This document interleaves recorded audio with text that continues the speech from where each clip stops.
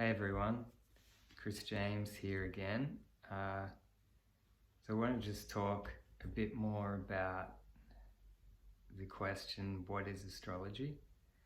So in the other videos, we've looked at how when you get an astrology chart, no matter how that chart looks, because there's different ways of putting it together and drawing it up, it's actually based on a circle, which is the path of the sun through the sky on any given day.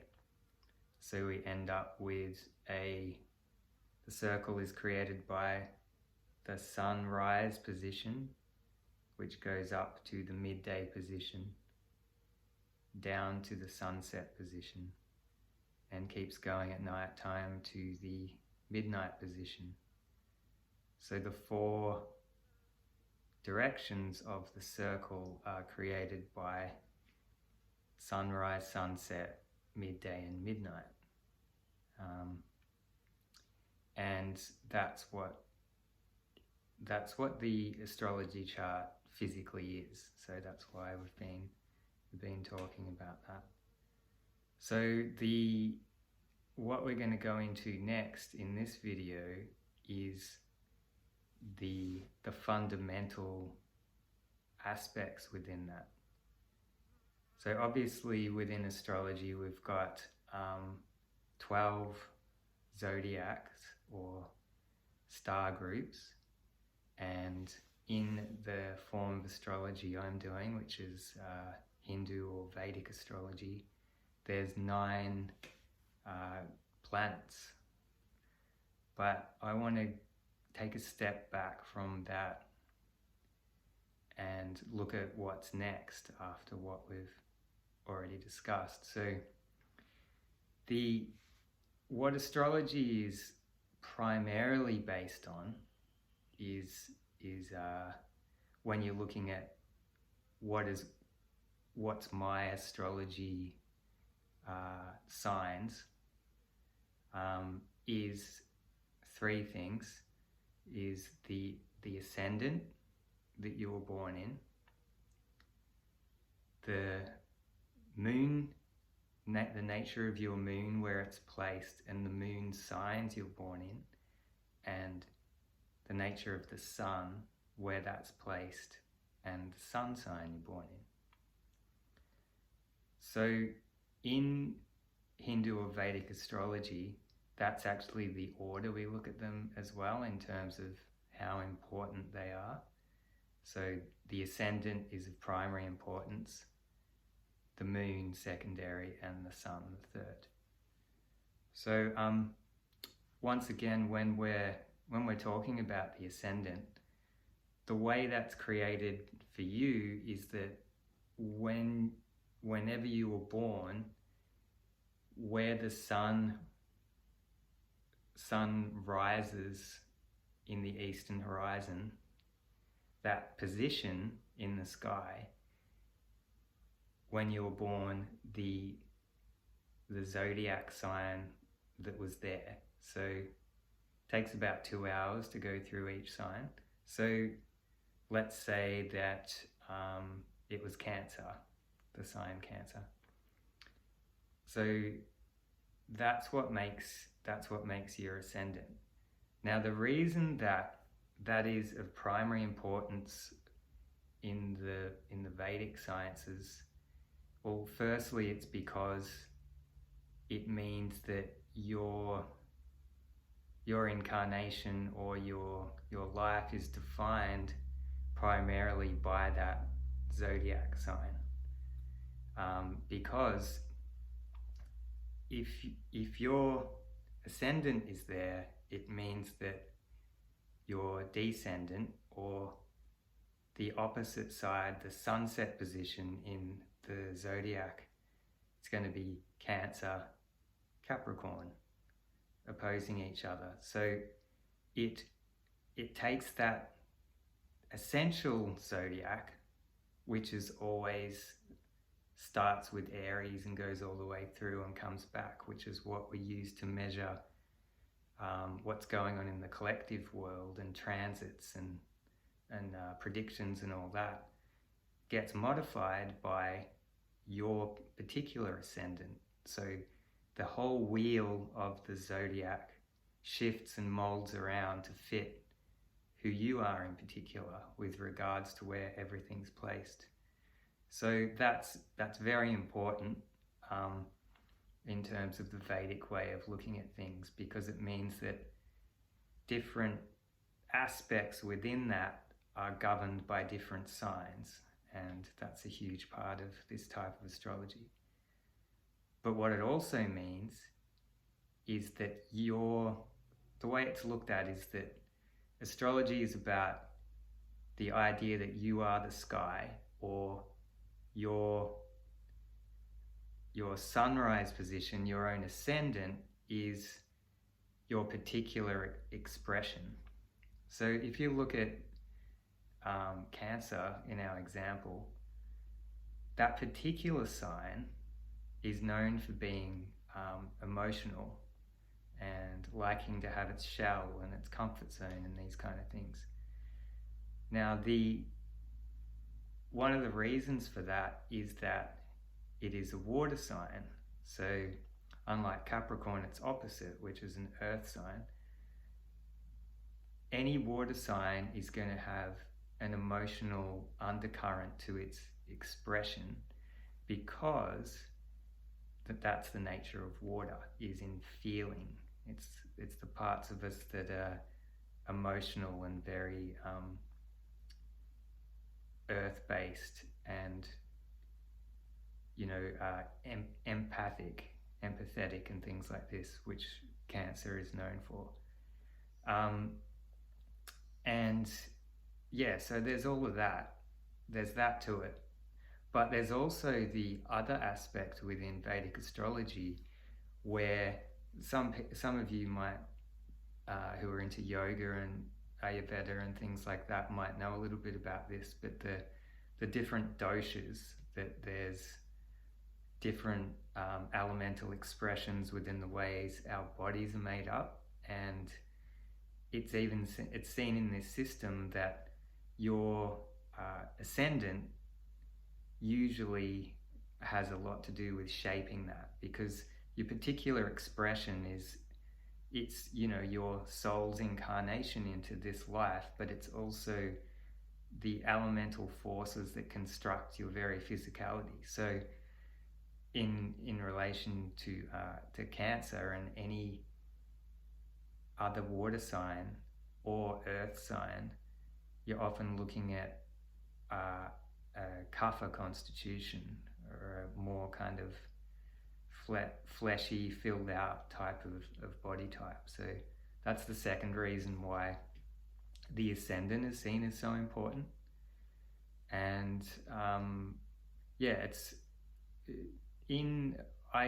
I was a Western astrologer, but to be honest, I wasn't very good at studying it. I kind of used minimal amounts of information and just really focused on connecting to people. But I had the kind of idea that the ascendant was seen somewhat as a surface level expression of yourself.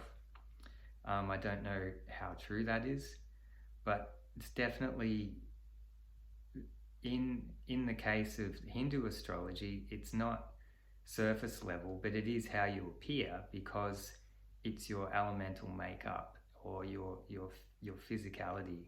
And what that means is the way you experience things, and the way it's like everything you are is going through that elemental makeup.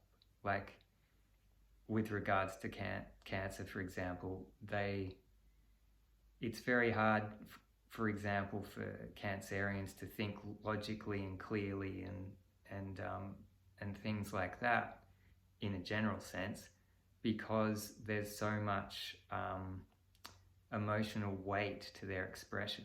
They're very, their soul is tied up in human feeling and wanting people to be comfortable and really feeling people when people are in their space, and really caring, you know. So there's all this is what I'm trying to say, is there's a impetus in each of the zodiac signs that is primarily expressed as whatever ascendant you were born in. So cool, that was a bit longer than I expected, but hopefully that gives an example of what I'm talking about. The ascendant reshapes the astrology wheel, so it's very important, but also gives the elemental expression and the body type and the psychology. So that's that. So secondarily, we're looking at the moon actually, and like the moon really is. I kind of like I like looking at things in terms of patterns. It really works for me. So the way I see it is, it's kind of like almost like the ascendant is in the middle as like the individual's unique expression. And then the moon is kind of almost like the part of the motherly part of us. And the sun is almost like the fatherly part of us. So the moon is all about like planetary energies and the fertility of the earth, the inner world, the psychology, the part of us that is the same as everyone else, because we all need nurturing, safety and shelter and things like that. So that's the moon. Whereas the sun, it's more about, on a more worldly level, it's about how we take this ascendant we are and this inner world we are and express it out to everyone else, go out into the world and put it out there. That's the sun in a worldly sense. But in a more in the spiritual sense, the moon is our psychology and our unique personality, and in a way our thoughts, but it's our individual human thoughts, whereas the sun is more spiritually the deeper self, the consciousness which underlies matter, the spiritual principle that's kind of like eternity in form. It's like the spiritual essence, which is very empty and connects everything to everything else, and there is no us and them, whereas the moon is very our inner world, our sense of self. So one of the reasons I really love this system is because of how much weight it gives back to the moon compared to Western astrology. Like, aspects of Western astrology really do honor it, but in a general sense, it's not given anywhere near as much weight as in this, because the Hindus see the moon as an incarnation of the goddess, and because it's the heavenly body that actually brings the light of the sun in and kind of creates the seasons and the tides, and so it's involved in growing life, which is why I made that metaphor with the mother earlier. So the beautiful thing about this way of doing astrology is that you look at the moon as they do in the Western astrology, e.g., where is it placed, how full is it, how far away from the sun is it, these kind of things, because you kind of, what you want to have a stable emotional state is to have a moon that's quite full and not too close to the sun, and want it to be in houses that it likes and surrounded by planets it likes, these kind of things. That engenders a sense of emotional well-being, basically. So we're looking at that in Hindu astrology, as well. But it also has two other ways of looking at the moon. One is the ancient moon constellations, which it's generally regarded. There's always a lot of debates in Hindu scholarly and spiritual kind of philosophical arguments about these things, but it's generally regarded that Vedic astrology first came from the moon constellations, which are basically it's the same circle of the stars, the same path of the sun creating a circle, but they're looking not at the sun going through the year, but the moon, what the moon moves through each night, and then these are ascribed their own unique system of astrology. And so every one of us is born in one of those, and frankly the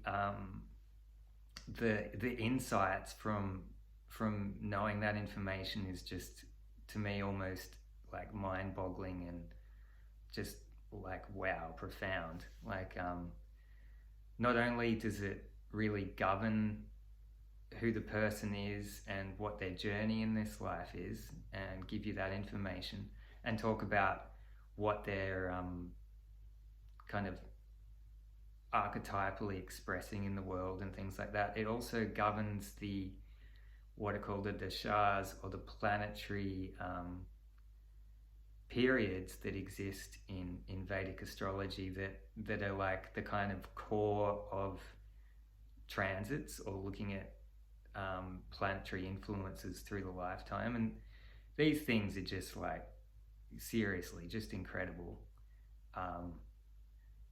Just giving me more and more insight and depth and awareness to myself. Just keeps growing, and those close to me, and yeah, it's beautiful.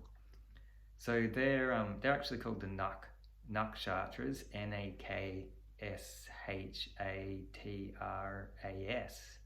how you spell that if you want to look it up.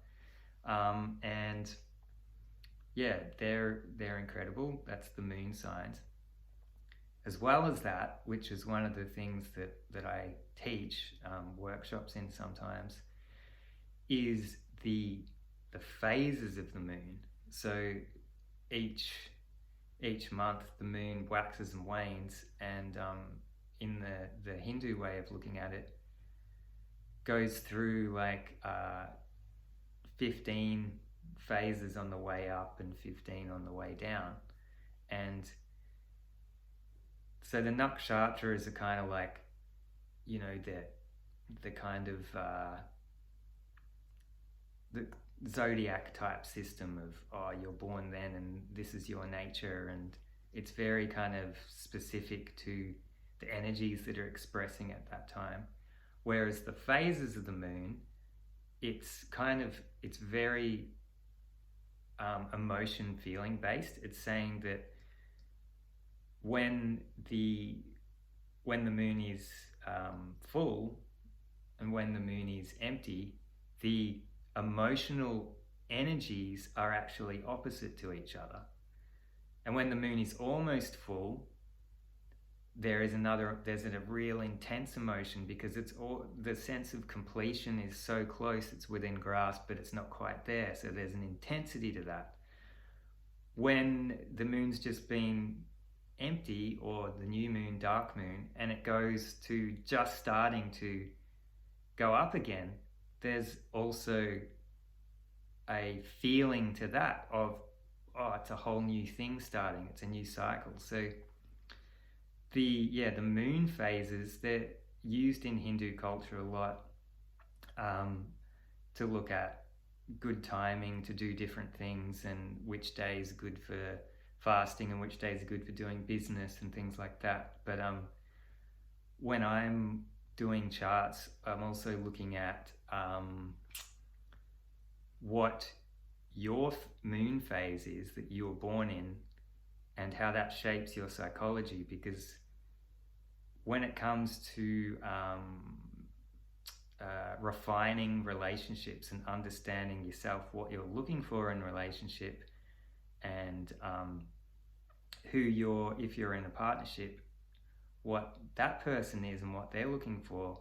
It's so amazing. Like, it's just like, what? Wow, this is just incredible, because it really defines your emotional expression, its tendencies, and what you expect, but also what you tend to do to other people that it's hard for you to see. So that's incredible. So there's the moon. You've got where it's placed, the aspects it receives, the house it's in, the ancient moon constellations, which one of those it's in, and then the moon phase. So there's a lot there. And apologies about the light, but I just am accepting my destiny as a master of illusion. See that? This is what you will get if you come and see me for an astrology session. The light of the planets will pour out thine fingers into the harmonious living consciousness of humanity and uplift. Anyway, enough of that. So we've got ascendant, moon, and then sun. So this is the last bit. The sun, where it's placed within your personal astrology, will define your outward expression into the world, because that's what it's all about. It like takes the ascendant you are and the inner world you are and then expresses it out. But it can also be an indicator of spirituality as well, because once again the sun has that aspect to it that's opposite to everything that's in form. So the moon, when the moon's full, it's very much a celebration of being in form, because we feel full of the earth's energy. We feel connected to, we want to connect to people more, we want to connect to our partner more. If you live a bit in the bush like I do, that outside world's going crazy, all the animals are awake and probably mating and things like that. So it's like the moon, it's very much about the earthly expression and the form, whereas the sun has that opposite to it, where it's the formless and the interconnectivity of the light of awareness that's underneath things. The sun is still very important in this way of doing astrology, but it's seen in those two ways, as taking what you are on the inside and your ascendant and how it expresses outward, but also how your consciousness has the capacity or the ability to spiritualize or turn so deeply within that you can become more, or feel that connectivity to everything. The oneness is what I'm trying to say. So there you go. I was hoping this video would be about 10 minutes, but there you go. It's about almost half an hour. Anyway, thanks for listening, and I'll hopefully talk to you soon. Bye.